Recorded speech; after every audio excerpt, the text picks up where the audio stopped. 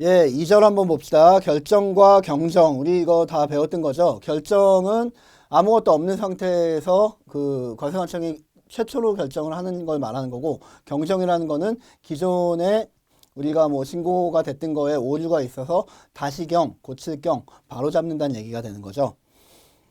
부가세와 같은 신고 납세 제도 하에서 결정이란 납세자의 신고가 없는 경우에, 무신고인 경우에 과세관청이 과표와 세액을 확정하는 걸 말하고, 경정이란 납세자의 신고 내용에 오류가 있어서 과세관청이 이를 바로잡아서 다시경, 고칠경, 경정을 하는 걸 말한다. 관할은요. 결정 경정은 각 납세지 관할 세무서장이 된다. 납세지가 어딘데요? 우리 부가가치세는 사업장별 과세 원칙이기 때문에 사업장 관할 납세지가 되는 거죠. 과세관청이 되는 거죠.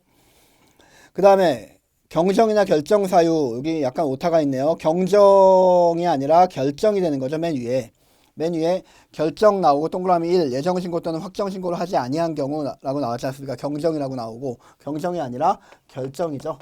확정신고를 하지 않으면 최초로 하는 건 결정이니까요. 그 밑에가 결정이 아니라 경정이 되는 거죠.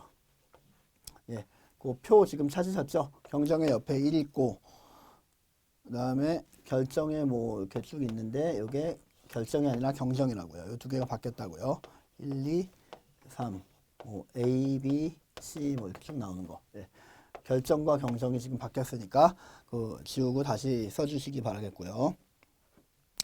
결정은 동그라미 1번 예정신고 또는 확정신고를 하지 아니한 경우를 말하는 거고, 경정이라는 거는 동그라미 1번 오류가 있거나 내용이 누락된 경우, 동그라미 2번 뭐 어쩌고 다르게 적혀 있는 경우, 뭔가 있긴 있는데 다르게 적혀 있는 경우, 동그라미 3번 그 밖에 포탈할 우려가 있는 경우, 뭐 A, B, C, D, E 그냥 가볍게 읽어보시면 돼요. 시험에는 잘 안 나와요.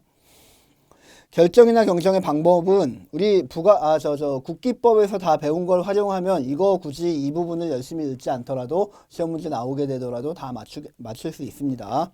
원칙이 뭐였죠? 우리 국기법에서 실지조사 원칙이지 않습니까? 만약에 실제로 조사하기 힘든 경우에는 예외적으로 어떻게 한다? 추측해서 계산한다. 추계조사 원칙이다. 뭐 추계 운동회, 추계 학술대회 할 때 그 추계는 가을을 의미하는 거죠. 근데 이거는 추측해서 계산한다 라는 걸 줄임말이죠. 추계조사.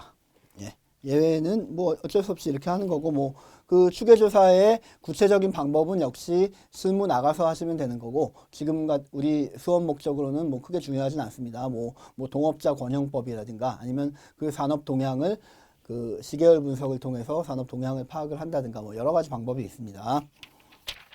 넘어가고요. 기출문제 봅시다. 1번. 부가세법상 환급 및 조기 환급에 대한 설명으로 옳지 않은 거는 좀 전에 배웠던 거, 요 전 시간 마지막 부분에 배웠던 거가 시험 문제로 나왔네요. 한번 맞출 수 있는지 한번 봅시다. 1번.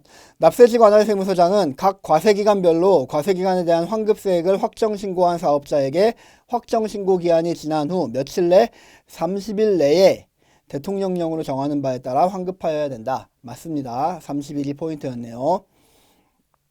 두 번째, 조기환급세액은 영세율이 적용되는 공급분에 관련된 매입세액, 시설투자에 관련된 매입세액 또는 국내 공급분에 대한 매입세액을 구분하여 사업장별로 해당 매출세액에서 매입세액을 공제하여 계산한다. 틀린 말입니다. 구분하지 않고 무조건 사업장별로 때려 넣는다 그랬지 않습니까? 구분하지 않습니다. 구분하지 않고 사업장별로 크게 모아가지고 환급세액을 계산을 하는 겁니다. 2번이 틀렸네요. 세 번째, 납세지 관할 세무서장은 결정 또는 경정에 의하여 추가로 발생한 환급세액이 있는 경우에는 어떻게 한다? 추가로 발생한 거는 30일이건 조기환급 15일이건 이런 걸 따지는 게 아니라 지체 없이 환급을 해야 됩니다.